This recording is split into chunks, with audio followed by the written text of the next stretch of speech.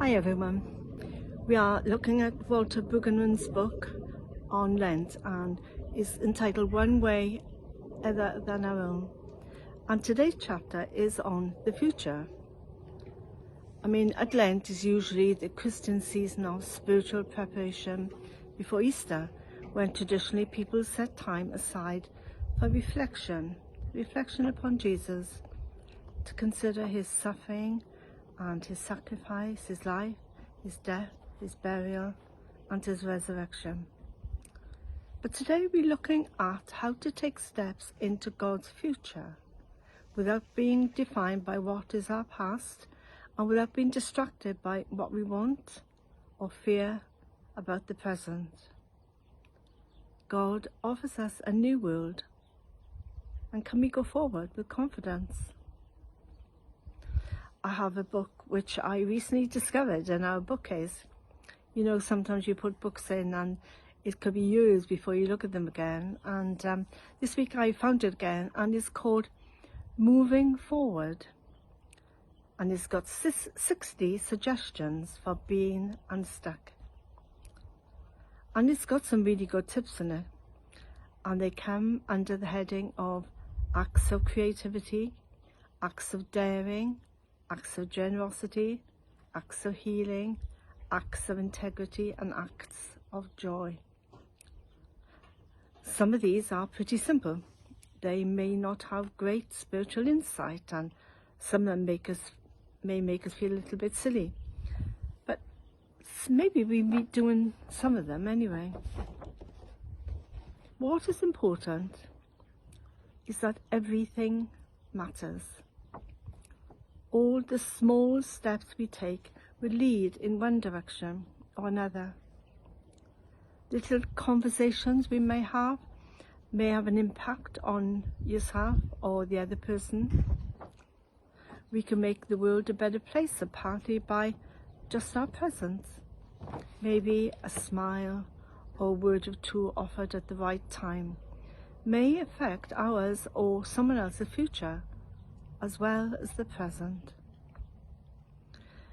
This 59th idea in this book is called Give Worship a Try. We're all designed to connect with God. That's the way it always has been, and that's the way it will be. And through the centuries, people have come up with various ways to connect with God, and one of them is through worship. Authentic worship provides a release valve for emotions and desires and expressions of our soul.